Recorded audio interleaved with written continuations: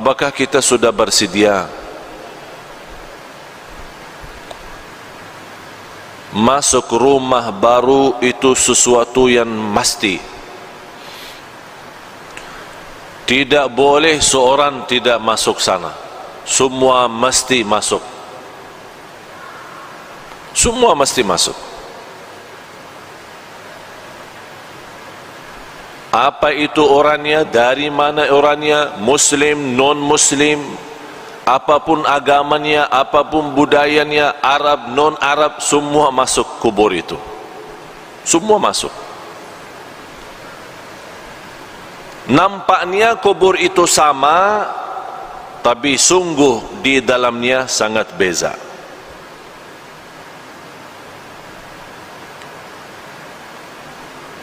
Kemarin ada seorang meninggal dunia, seorang ibu.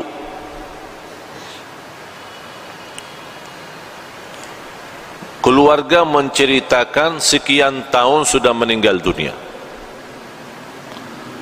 Ada satu projek dari pemerintah mau buat jalan di situ. Jadi semua makam-makam kuburan yang ada di situ mesti dipindah. Pas mereka dikubur seorang ibu yang sudah meninggal dunia sekian tahun, dibongkar kubur, dibuka, dicium harumnya macam harum misk. Semua orang yang datang bekerja merasa harumnya luar biasa. Harumnya membuat hati tenang. Harumnya yang tidak pernah kita dapat di dunia. Itu keluar dari dia punya kubur. Akhirnya ditanya dia punya keluarga, apa amalan seorang ibu ini sampai boleh dapat kubur macam itu harumnya? Mereka menjawab, ibu kami tidak pernah tidur malam hari sampai membaca surat Al-Mulk, Tabarakalladzi biyadihil mulk. Setiap malam Allah bukan hanya terangkan kuburannya, tapi Allah harumkan. Harum luar biasa. Dan itulah kata Rasulullah sallallahu alaihi wasallam, 30 ayat, 30 ayatan syafa'at li sahibiha, 30 ayat yang membantu, yang menolong seorang masuk kubur, diselamatkan oleh Allah dari siksa kubur. Apa itu 30 ayat? Tabarakalladzi biyadihil mulk. Dan ini juga menjadi sunnah Nabi kita, Nabi Muhammad sallallahu alaihi wasallam. Sekarang tuan-tuan jamaah sekalian cuba bertanya diri, berapa kali kita baca surat Al-Mulk? Ini bahan suratul Mulk 30 ayat. Kalau kita duduk tidak lebih dari 15 minit, 20 minit. Tapi 15 minit mahal. 15 minit jamin kita selamat dari siksa kubur. Tapi banyak manusia yang lalai. 15 menit boleh kita selamat di alam kubur, tapi kita lalai, sepertinya kita sudah siap disiksa di kubur, bukan diselamatkan. Na'udzubillah. Oleh karena itu, tuan-tuan jamaah sekalian yang dimuliakan Allah subhanahu wa ta'ala, dirahmati Allah sekalian, baca surat Al-Mulk. Niat kita diselamatkan oleh Allah dari siksa kubur, diselamatkan oleh Allah dari kubur, lubang dari lubang neraka. Menetapkan hati kita saat ditanya oleh Munkar Nakir, kita boleh pandai jawab. Ini semua barakah surat Tabarak. Tabarakalladzi biyadihi al-mulk wa huwa ala kulli syai'in qadir, alladzi khalaqal mauta wal hayata. Allah menciptakan mati dan hidup. liyabluwakum ayyukum ahsanu amala, diuji kalian siapa di antara kamu yang sebaik-baik amalan. Yang saya herankan, umat Islam yang segitu indahnya Islam, segitu mudah amal salih, tapi banyak yang malas. Malas alasan sibuk, malas alasan hawa nafsu, malas alasan dunia, syahwat, harta, anak, keluarga. Kalau sudah masuk di dunia kubur, baru dia nampak hakikat berlaku dan perbuatannya. Di situ dia bercakap, ya Allah, kurbankan semua keluarga saya siap. Saya ikhlaskan semua jadi kurban, orang tua saya, istri saya, anak saya, cucu saya, harta saya, semua masuk neraka, tapi ya Allah saya mau selamat sendiri.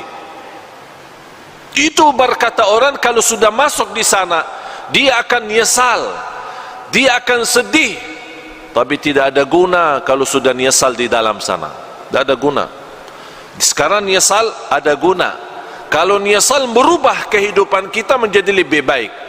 Kalau kita sedih menjadi orang segera taubatan nasuha, mengisi amal salih, mengisi taqwa dan mengisi apa yang diridai Allah Subhanahu wa taala, baru akan terwujud saat kita menghadapi kematian.